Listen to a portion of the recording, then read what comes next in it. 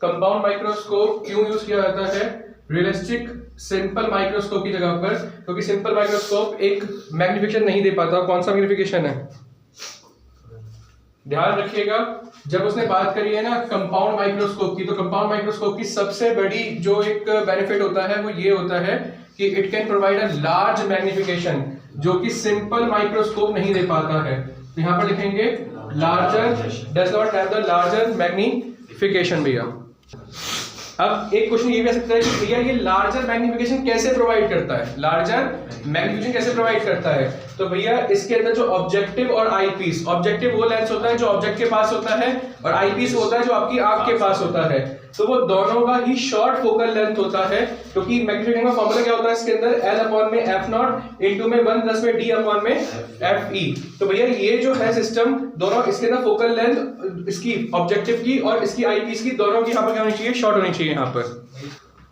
अब एक कंपाउंड का होता है, सिंपल में तो होता ही नहीं है, सिंपल तो मैग्नीफाइंग ग्लास होता है। सिंपल में कहां से ऑब्जेक्टिव और आईपीस आ गया? फिर यही वो कॉज है जिसकी वजह से ये क्या प्रोवाइड करता है? लार्जर मैग्निफिकेशन प्रोवाइड करता है। ये चीज समझ लो भैया, ठीक है। वो बोलते हैं कि भैया लार्जर मैग्निफिकेशन होता है कि नहीं होता है?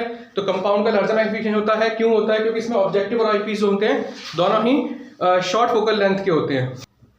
देखो भैया, अगर कंपाउंड के अंदर उसने बोला कि कंपाउंड जो माइक्रोस्कोप है उसकी फाइनल इमेज, क्या उसने बोला? फाइनल इमेज जो है वो कहां बन रही है? वो इंफिनिटी पे बन रही है। कहां बन रही है? इंफिनिटी पे।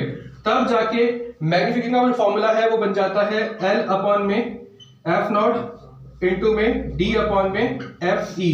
1 प्लस हट जाएगा इसके अंदर से। क्लियर है भैया ये बात? कोई डाउट? तो जो नॉर्मल जो मेन फॉर्मूला है वो ये वाला है, ठीक है, मैग्निफिकेशन का। लेकिन अगर आपकी जो फाइनल इमेज है अगर वो इंफिनिटी में बन रही है तो L अपॉन में f नॉट इंटू में d अपॉन में fe हो जाएगा भैया। ये जरा ऊपर देखिए, आपके पास प्रिज्म रहेगा। अगर उसने ये लिखा है कि इक्विलेटरल प्रिज्म है, तो भैया ये चीज ध्यान रखिएगा, ये जो एंगल होगा, ये जो एंगल होगा ये कितना होगा? 60 डिग्री होगा। कितना होगा? 60 डिग्री होगा। इसका मतलब ये होगा कि एंगल ऑफ प्रिज्म जो है, मतलब ए जो है वो कितना है? 60 डिग्री है। क्लियर है भैया ये बात? अगर देखिए यहाँ पर उसने बोला कि I प्लस ई, मतलब कि I क्या है? इंसिडेंट एंगल, E क्या है? इमर्जेंट एंगल जो है वो किसके बराबर होते हैं? ये जो आपका एंगल A होगा और प्लस में जो डेविएशन होगी यहाँ से, ये जो डेविएशन है, ये डेविएशन आपको इंसिडेंट और इमर्जेंट रे के बीच में जो आपको बनता हुआ दिखेगा एंगल, वो क्या होगा? आपका डेविएशन होगा, एंगल ऑफ डेविएशन होगा।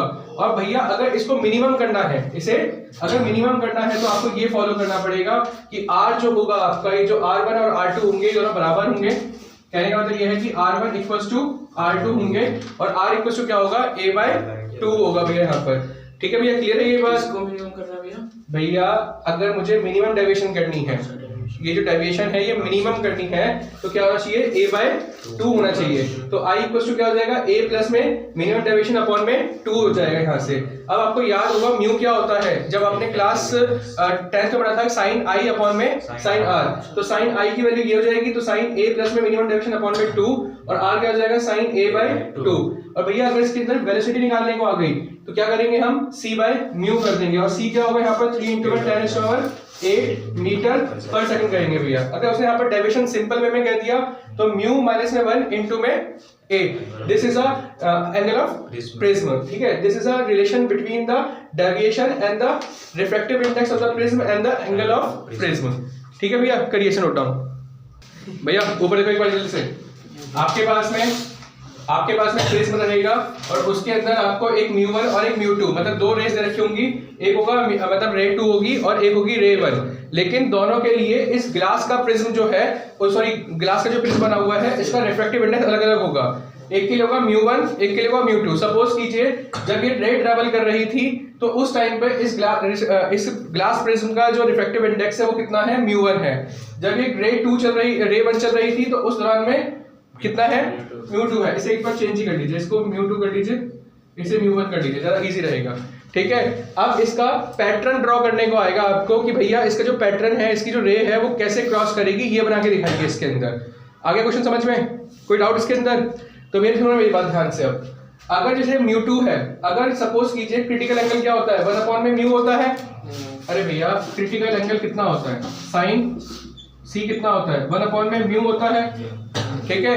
अगर μ की वैल्यू ये प्लेस करने पर c2 मतलब जो क्रिटिकल एंगल आया होगा, जो क्रिटिकल एंगल आया होगा अगर वो a से एंगल ऑफ प्रिज्म से अगर छोटा हुआ या बड़ा हुआ तो दो कंडीशन बनेंगी, एक होगा छोटा और एक होगा बड़ा।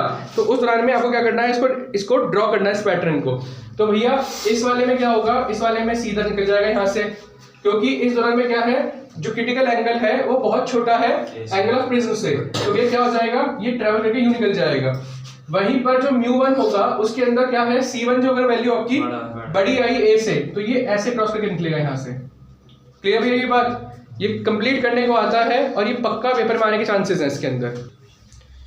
हाँ भैया क्वेश्चन आएगा कि अगर हम प्रिज्म को इमर्स्ड कर दें वाटर के अंदर, डुबो दें वाटर के अंदर, तो उसके refractive index sorry angle of minimum deviation पे क्या फर्क पड़ेगा।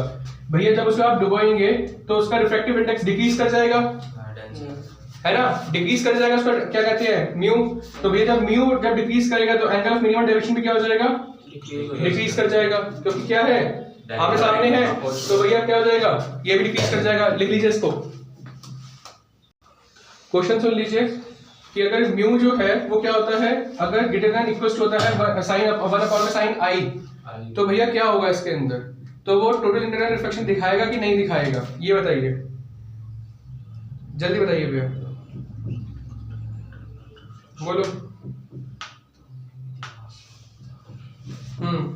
भैया this is a condition for total internal refraction, TIF होगा। सपोज कीजिए आपके पास में एक प्रिज्म दिया हुआ है, ठीक है, ये 90 डिग्री है, दिस इज 45, ठीक है, और यहां से एक रे जा रही है, ये A है, ये B है।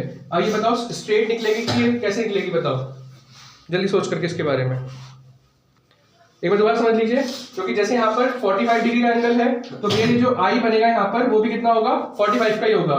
तो भैया यहाँ पर 1 में साइन 45 रखोगे तो 1 में √2 चलेगा ऊपर, तो म्यू को √2 के क्या होना पड़ेगा, बड़ा होना पड़ेगा, इक्वल टू होना पड़ेगा। तो म्यू मिनिमम जो होगा वो कितना होगा, √2 होगा भैया यहाँ पर। कोई डाउट इसके अंदर बताओ। और इसीलिए क्या हुआ, ये TI को फॉलो करके बाहर निकल गया यहाँ से। क्लियर है भैया ये बात।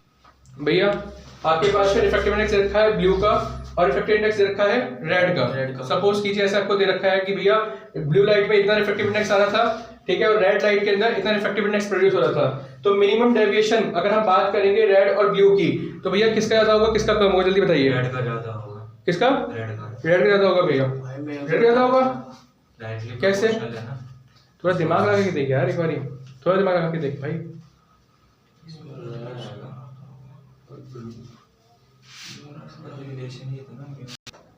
आपको गिवन रहेगा कि आपके पास में दो लेंसेज हैं, ठीक है, एक हो गया A और एक हो गया B, ठीक है। देखो भैया जो A है उसकी से जो इमेज बन रही है वो कहाँ बन रही है, I1 पर, इमेज बाय A, ठीक है भैया, क्लियर है ये बात। वहीं पर ये जो इमेज बनी है A के द्वारा, ये ऑब्जेक्ट का काम करेगी, वर्चुअल ऑब्जेक्ट का काम करेगी, किसके लिए, B के लिए, फॉर B, ठीक है भैया। आगे बात समझ में यहाँ से, तो जो A से इमेज बनी होगी वो कौन सी है, I1, ठीक है। फिर ये जो I1 है ये ऑब्जेक्ट की तरह काम करेगी, किसके लिए, B के लिए, वर्चुअल ऑब्जेक्ट। तो वर्चुअल ऑब्जेक्ट की तरह बिहेव करेगी, तो भैया ये B के लिए जो फाइनल इमेज बनेगी वो कहाँ बनेगी, I पर। क्लियर है ये बात, कहाँ बनेगी, फाइनल इमेज जो बनेगी वो कहाँ पर बनेगी, I पर बनेगी यहाँ पर। तो लेंस A के लिए मैंने यहाँ पर लेंस फॉर्मूला लगाया 1 में, क्या होता है लेंस फॉर्मूला, बोलो भैया लेंस फॉर्मूला क्या होता है, 1 में V माइनस में 1 में U इक्वल्स टू 1 में F।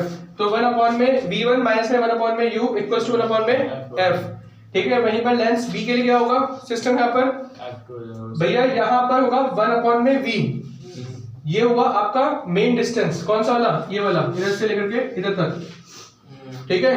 क्योंकि ये क्या हुआ, बोलो भैया फाइनल इमेज बन रही है, ये तो इसको मैंने कितना मान लिया, 1/V मान लिया मैंने इसको, और ये इसके लिए कितना हो जाएगा, V1 हो जाएगा ये। तो भैया B के लिए ये क्या हुआ, ऑब्जेक्ट डिस्टेंस बन गया, ये I1 जो है वो क्या बन गया, ऑब्जेक्ट डिस्टेंस बन गया। तो 1 में V माइनस में 1 में V1 होना चाहिए था, 1 में V माइनस में 1 में U इक्वल्स टू 1 में F।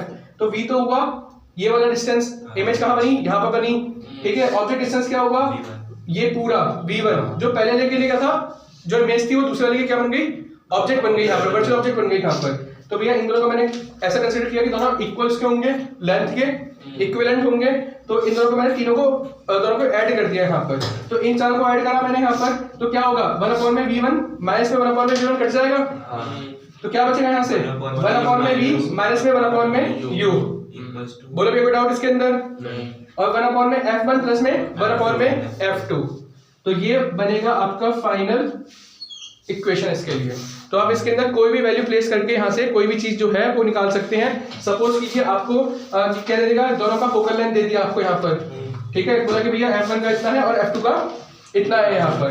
फिर उसने बोला कि भैया जो आपका ऑब्जेक्ट डिस्टेंस है, क्या ऑब्जेक्ट डिस्टेंस जो है वो कितना है आपका 25 या 30 जो भी देखा होगा उस हिसाब से, तो आप इसे क्या निकाल सकते हैं, V निकाल सकते हैं, बस इमेज डिस्टेंस निकाल सकते हैं। बस एक चीज ध्यान रखिएगा कि पहले वाले की इमेज जो है वो दूसरे के लिए वर्चुअल ऑब्जेक्ट का काम करेगी यहाँ पर।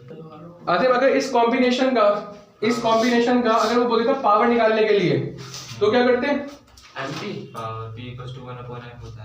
हाँ तो क्या हो जाएगा, यही तो बन गई पूरी पावर, ठीक है, बन गया पावर ऑफ दिस कॉम्बिनेशन, ठीक है भैया, यही क्या बन गई आपकी पावर ऑफ दिस कॉम्बिनेशन। एक क्वेश्चन लिख लीजिए, उसका क्या नाम है, थ्योरी का। Mention two advantages